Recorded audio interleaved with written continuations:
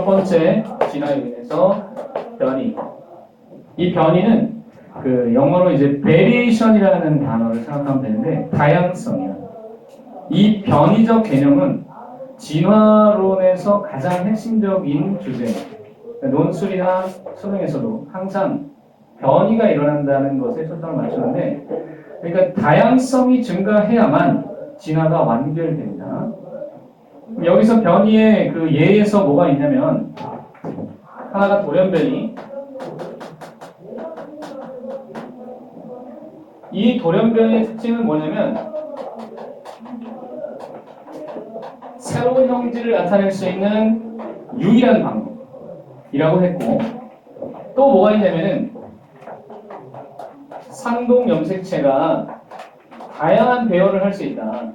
상동 염색체 개념이 여기 이제 진화에서 한번 등장을 하고, 그 다음에 그 앞에서 우리가 생명공학 할 때도 나온 적이 있었는데, 독립적 배열이라고 하는 것은 뭐냐면은 상동 염색체가 이렇게 존재를 하는데, 사람에게서 총 몇 쌍의 염색체가 있냐면 23쌍의 염색체가 있는 거야. 그런데 얘네들이 쌍으로 존재한다고 할 때 이와 같은 그림으로 쌍으로 존재한다고 했고, 얘네들이 상동 염색체인데 지금 현재 이런 관계는 뭐냐면 이것은 분체라고 한다고. 이 분체는 복제된 결과야. 이 분체들은 결국 DNA를 한 조각씩 가지고 있는데, 여기 DNA가 한 조각이 있고 이중가닥이 하나, 여기도 이중가닥이 하나. 그런데 얘네들은 서로 복제된 거라서 완전히 똑같다. 마찬가지로 여기도 DNA가 한 가닥, 이중가닥이, 여기 이중가닥이 한 가닥이 있는데 얘네들이 완전 같은 것이다. 근데 이렇게는 상동이어서 다를 수가 있는데, 그건 뭐냐면 대립전자가, 상동 염색체는 부모로부터 받은 것이기 때문에 걔네들은 서로 다를 수 있다. 그래서 상동 염색체에는 뭐가 존재하는 거냐면 대립 유전자가 존재하는데, 그 대립 유전자를 우리가 여태껏 예를 들어 유전자 표현을 쓸 때에도 A 또는 A라는 표현을 했던 거예요. 아니면 이것을 대신하여 이렇게 썼던 것들. A와 A별의 관계가 대립전자의 관계라고 볼 수 있는데, 여기가 A일 경우 이쪽이 A별일 수도 있지만 그냥 A일 수도 있다. 또는 A별일 수도 있다. 이런 것이 대립관계인데, 이러한 상동 염색체가 만약에 서로 달랐을 경우에 그럼 V에게서 A를 받을 조건과 A별을 받을 조건이 있듯이 그것이 23쌍이나 있으니까 굉장히 다양한 조합이 나타난다는 거야. 그래서 거기 보면 유전자 조합이 무려 2의 n승까지가 나타난다. 생식세포에서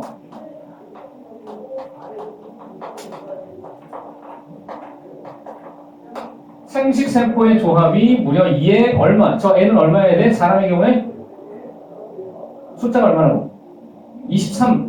2의 23승까지의 생세포 유전자 조합이 나타날 수 있기 때문에 거기서부터 변이, 즉 다양성이 나타난다. 세 번째 이야기는 뭐냐면 교차인데, 교차적 개념은 수능에는 안 나오지만 개념 자체는 알고 있어요. 그냥 그 의미는 알고 있어야 되는데, 교차는 뭐냐면 상동 염색체 간의 상동 간의 교환.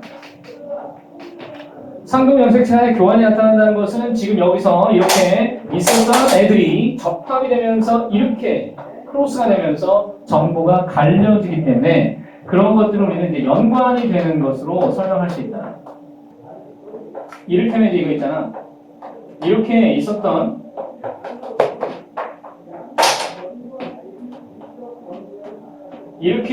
유전자에서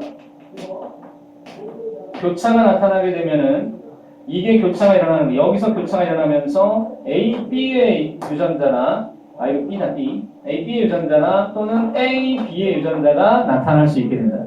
현재는 A, B나 A, B만 있었는데 A, B나 A, B가 나타날 수 있는 것은 연관 때문에, 즉 이 교차 때문에 나타나는 것이다. 연관이 발생할 수 있다. 이게 연관이고 상반 연관. 그랬을 때 교차가 그렇다면 또 다른 것은 무작위 수정으로 볼 수도 있다. 즉 계획된 수정이 아니라 무작위 수정을 하게 되면 다양성이 증가한다고 얘기를 하죠. 그래서 변이 이퀄 다양성이야. 네 가지 요소 가운데서 새로운 형질을 나타내는 건 이거 돌연변이 하나밖에 없다. 자, 그 다음에 이제 여기에 예로 그럼 뭐가 있냐면은 돌연변이의 예로서 거기 나와 있는 것은 낫모양 적혈구 균열증이 있어요. 낫모양 적혈구 균열증은 이거는 얘입니다. 돌연변인데 이것은 분명히 돌연변인데 일반적으로 생명체는 우리가 사람도 그렇지만 돌연변이 생기는 것은 바람직하지 않은 일이다. 왜냐하면 유전자, 현재 가지고 있는 유전자가 결함이 별로 없는 상태이기 때문에 그 결함이 없는 상태에서 변이가 나타나서 잘 될 경우는 별로 없다. 따라서 열성으로 나타나는 경우가 허다하다. 돌연변이가 열성으로 나타난다는 것은 대부분이 그런 거예요. 실제로 그래요. 그래서 돌연변이가 나타나더라도 잘 드러나지 않거나 아니면 발병이 될 가능성이 높아서 오히려 도태될 가능성이 높아지기 때문에 그런 돌연변이는 반드시 무엇을 수반해야 하냐면 자연 선택을 수반하지 않을 경우 얘네들이 선택될 가능성이 없습니다. 자연 선택이 반드시 따라와야 된다는 그러니까 어떤 맹점이 있는 거예요. 어떤 원인 자체가 나머지 요소가 따라오지 않으면 그게 무의미해진다는 것만큼 그런 허무한 게 어딨냐는 거예요. 그러니까 스스로 혼자서는 완벽하지 않은 원인이 되기 때문에 얘를 수반하지 않을 경우 문제다. 그럼 이런 예가 뭐냐면 남모형 적혈 빈혈증이 자연 선택으로 누구를 동반해야 되냐면 이런 거. 말라리아에 대한 내성을 갖게 되는 경우가 있더라. 다시 말해서 돌연변이가 일어나서 경혈적혈 빈혈증이 나타나면 보통은 도태되는데 그렇지 않고 말라리아에 대한 내성을 갖다 보니까 걔네들이 살아나더라. 그러나 이것이 심하면 그걸로 죽고 이게 약하면은 얘 때문에 죽고 이렇게 돼요. 그 접점이라는 건 뭐냐면 적당한 남경적혈 빈혈증에다가 말라리아가 왔을 때에만 살아남는 비율이 조금 높아진다는 거예요. 그것이 하나의 사례로 얘기를 좀 하죠. 그 다음에 오른쪽에 그림에 보면 이 돌연변이의 그림을 이렇게 그렸던 거야. 처음에 AA가 있었는데 돌연변이가 나타나서 A가 A로 바뀌었다면 그러면 집단 내의 유전자 변화가 어떻게 나오냐면 AA가 생기는 것들 이렇게 우리가 예상할 수가 있겠죠. 돌연변이 그림이 이런 거구나 하는 걸 짐작만 하면 되고 그 진화 요인에서 한 문제가 나온다면 변이도 물론 가능성은 있지만 이거 자연 선택이 더 높아. 자연 선택. 왜냐면 다윈이 얘기한 핵심 이론 중심적인 그 테마이기 때문에 자연 선택은 그러니까 이제 생존을 하게 되는 것은 자연에 적합한 환경에 적응을 한 놈들이다라는 개념에서 이제 나온 것이죠. 생존과 번식에 유리한 형질이 있다. 그런데 그런 것들이 집단 내에서 증가하는 건 당연한 거 아니냐. 그게 자연 선택이다. 이렇게 본 거야. 살충제에 대한 내성을 얘기할 때에 자, 이 살충제 내성을 갖는 곤충이 증가했다면 내성을 갖는 곤충이 증가했을 때 자연 선택된 것으로 볼 수 있다. 그러나 여기서 조심해야 될 게 하나 있어. 180페이지 필수의 7번을 보세요.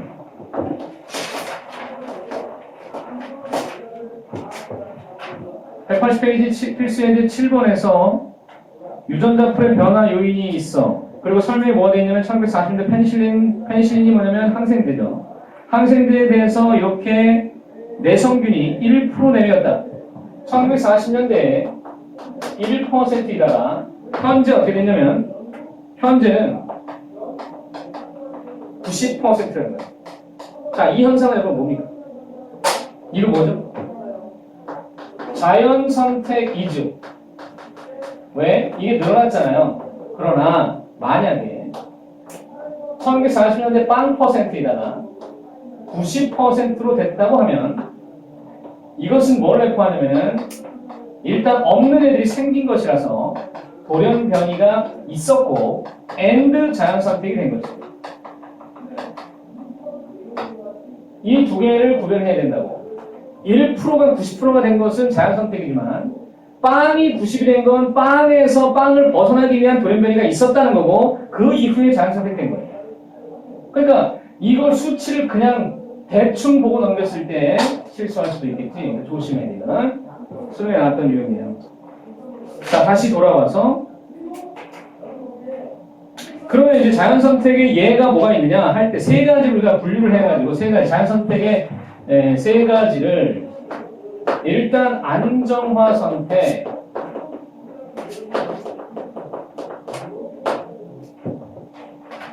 이것적인 지도를 끝낼 수가 있으면 다음 주부터 바로 세 가지로 들어가는데 분류가 하다 보면 뒤에서 식물 동물에서 약간 시간이 좀 소요가 될 수가 있어요. 하여튼 오늘 최대한 빨리 해볼 겁니다. 자, 안정화 선택이 있고 그 다음에 두 번째가 방향성 선택이 있고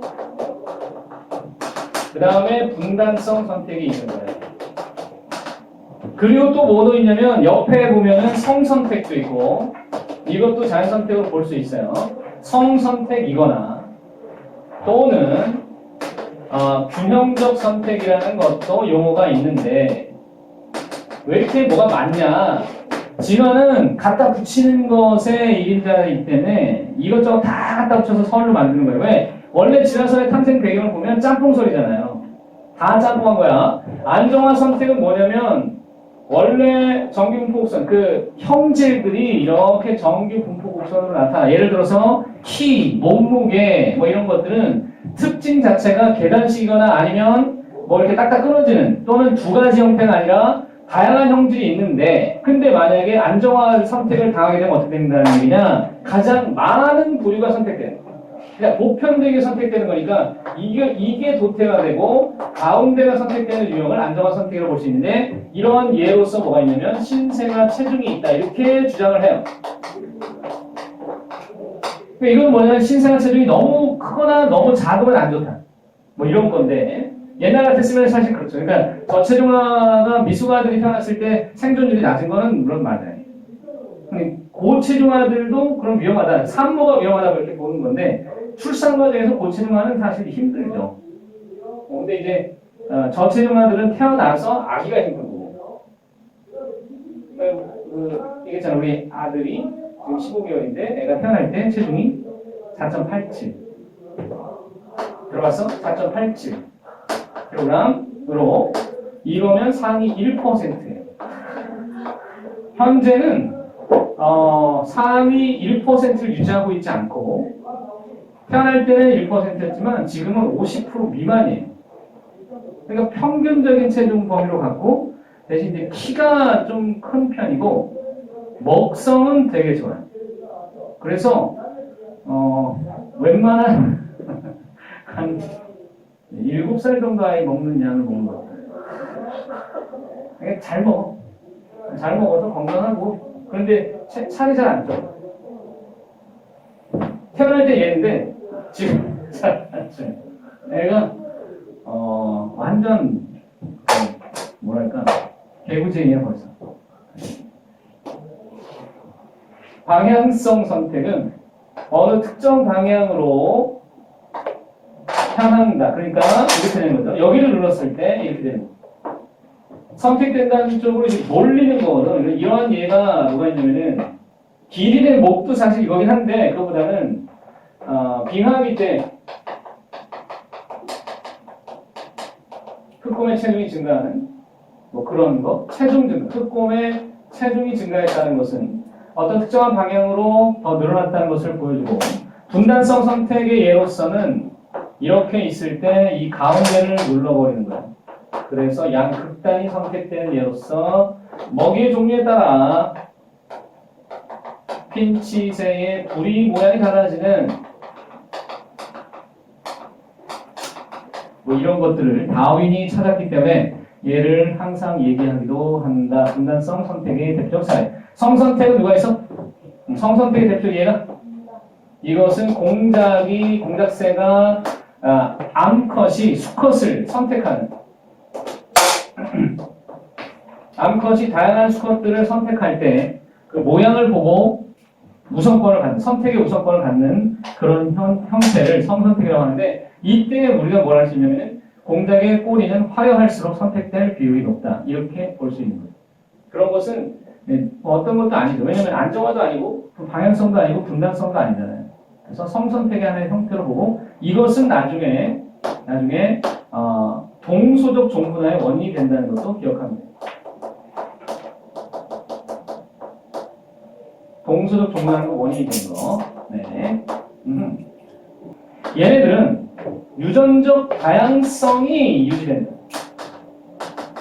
그럼 얘는 어떻게 해석하는 게 바람직하냐면 다양하면 누군가에게 특별히 선택되지 않을 수도 있다.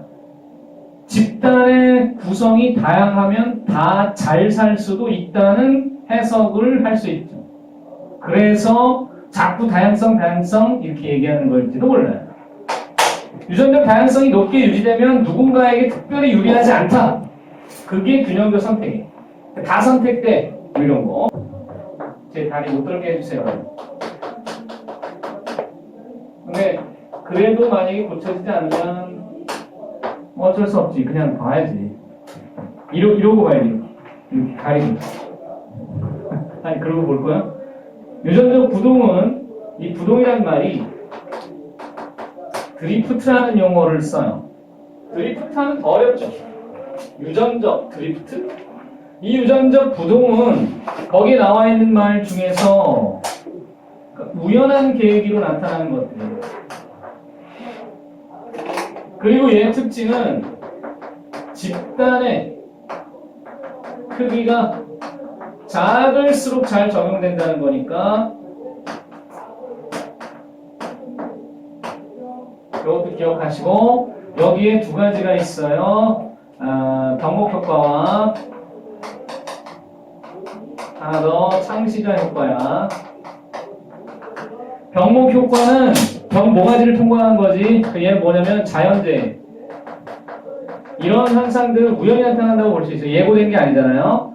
예측할 수 없는 범위에 있는 것들 병목 효과라고 보면 되는데 산불이 나거나 자연재해가 나가지고 왜 생명들이 많이 죽었다 그랬을 때 병목 통과한다는 것은 거기서 살아남은 애들을 말하는 거예요. 그 살아남은 애들은 절대로 이건 무관한 거냐면 자연 선택하고는 무관한 것입니다. 상관이 없다는 것이죠. 자연 선택하고는 아무 상관이 없는 거예요. 창시자 효과는 뿅 갑자기 뿅 하고 나타나서 얘 어디서 나타나는지 모르겠어요 라고 하는 경우인데 여러분이 이런 뿅을 찾으려면 어디 가면 돼? 정말 특이한 생명체가 살만한 곳 어디 있다고? 베네수엘라 가거나 또는 저기 그 갈라파고스 군도 갈라파고스 한번 가봐. 갈라파고스 군도에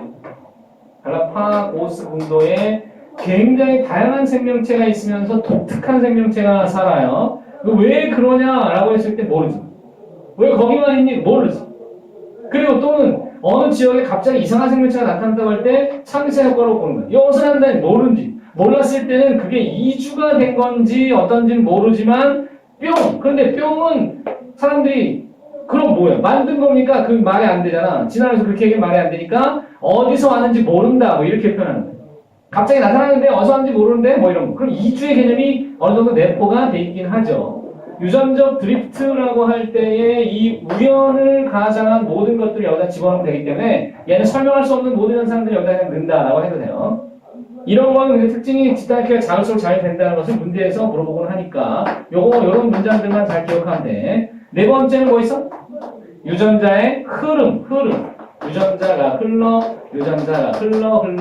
어디로 가? 이주적 개념이에요. 병리적 개념이에요. 이동한다는 개념인데 거기 이제 대륙에서 이렇게 개체들이 많은 대륙에서 섬으로 만약에 애들이 이동했다. 섬으로 이동하면서 이 집단의 그 빈도가 달라질 수밖에 없는 이유가 있죠. 만약에 여기에 AA 빈도가 훨씬 더 높았다고 합시다. AA 이렇게 있고 여기는 소문자 A가 A만 있고 이렇게 됐을 때 만약에 얘네들이 이주하는 순간 빈도가 달라지게 되겠네요. 빈도가 달라진다는 건 진화의 원인이 되니까 이주는 명백한 진화의 원인이고 요인이고 이럴 경우 여기 개체수가 작았던 섬의 집단에서는 개체수가 오히려 증가하면서 유전적 부동의 효과가 감소할 것이다 라고 예측할 수 있는데 별 의미는 없어요. 집단의 개체수가 늘어나면 유전적 부동은 감소한다. 그냥 그것만 기억해도 됩니다. 그리고 여러분 여기 있는 모든 요소들 1번, 2번, 3번, 4번의 요소들이 다 진화 요인이지. 이런 게 있으면 뭐가 깨질까요? 뭐가 깨져야 돼? 진화 요인이 하나도 존재하면 유전적 평형이 깨진다. 즉 하디-바인-베르크의 법칙이 적용되지 않습니다. 진화 요인은 분명히 존재하지요. 그러니까 유전적 평형이 유지될 수 없지요. 그러니까 진화가 일어나는 것이지요. 그게 진화 논리예요. 됐지요. 그럼 밑에 문제 풀었으니까 종분화 가면 되지요.